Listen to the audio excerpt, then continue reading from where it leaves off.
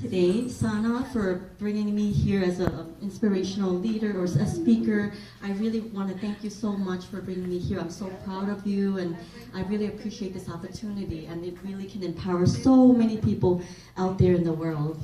So I really, I just can't stop thanking you enough. Thank you, Sana. Thank you, you too. Yeah, so a little bit about myself.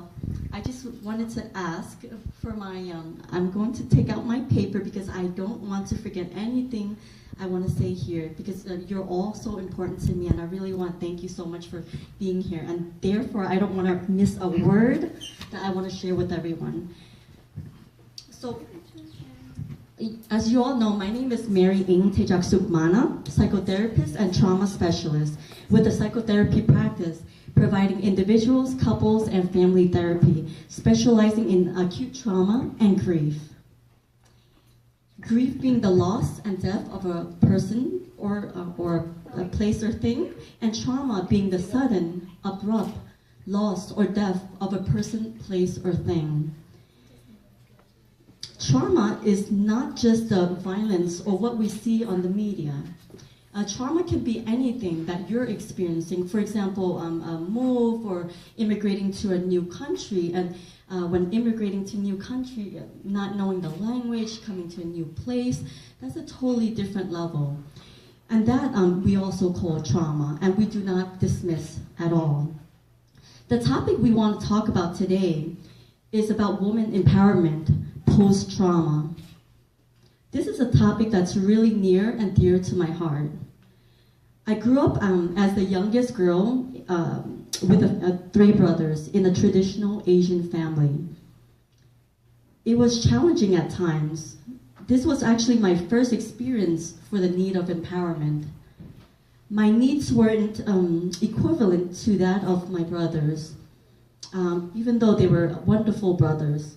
I found my healing and power in psychotherapy, which is why I chose this as a profession for myself.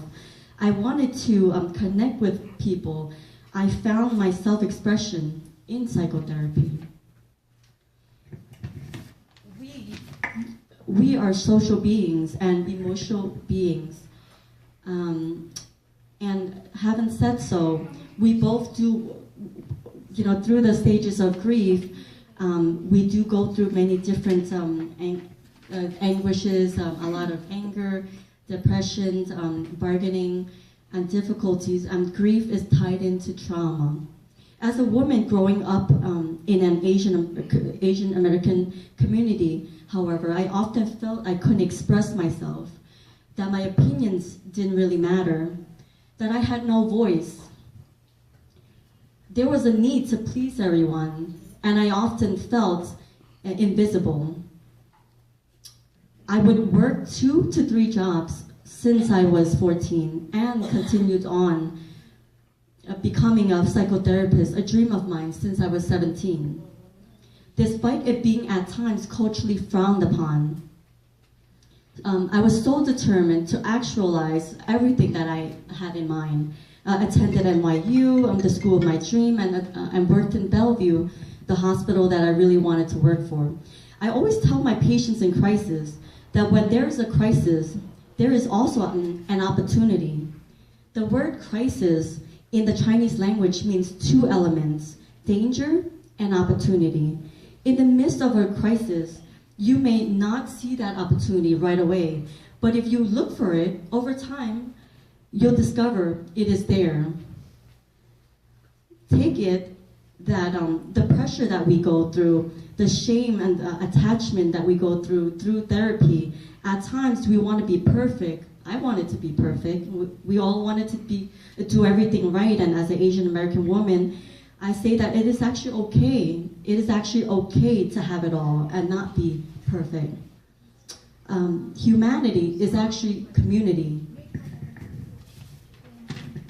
It was also my grandmother's loving, tender care which also empowered me to chase my dream. She was my inspiration. She encouraged me to follow my dreams, which was a total cultural shift for me. It was in 2016, within a 9-month period, I suffered 3 significant losses. My grandmother, my dear friend, and my father. However these painful losses were, they were absolutely challenging. I was existing, but living a life that I wasn't really there because of the suffering. It was really hard to get through every day, feeling just not there in presence despite the resilience I once had, and resilience being the ability to bounce back. Through time, I was able to get back into normal, meaningful productivity. I had to really think about it, to really reflect on my life and what it was all about.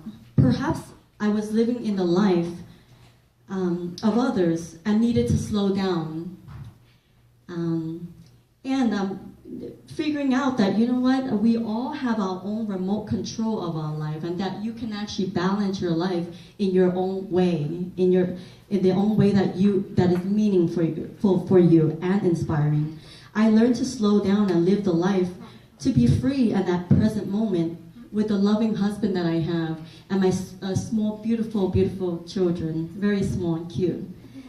As I respond to high-profile worksite disruptive events, I often make a point of having them feel heard, and typically tell them that they're not normal at the state of having, witnessed a death or a suicide, and that, you know what, today you might not be normal. Tomorrow, the next day, you might not be that normal person that you are, the typical 15 things that you could normally do. Maybe not right now, but that's okay, because what you're going through is temporary. It's not permanent. It sort of normalizes and gives people that permission to be okay, to be okay wherever they are. And that the best remedy in trauma is really gaining that control of your life and knowing that whatever you're feeling is gonna go, it will take time, but it will go away. People who experience trauma have told me that post-trauma, they learn to appreciate life so much more after the fact, not take things for granted, and live the life to the fullest as they deserve. Not living the hamster wheel, going to work, school, back home, over and over again, to the same cycle that's never ending. Instead, perhaps, why don't we, instead of waiting for the next car that we'll be buying, let's go to Hawaii right now. Before we buy the next house, let's just do something that's right for us at the present moment. However, while planning for the future, we always talk about forgetting the past and letting go of the past, but being at the present moment. But how do you be at the present moment is really living the life, the here and the now, and thinking of the humanity that we are living in, living with simplicity and authenticity. I certainly hope that this was empowering to everyone. There is one tool that I really encourage, which is psychotherapy. Psychotherapy is in no shame to be something that really helps people to be self-expressed.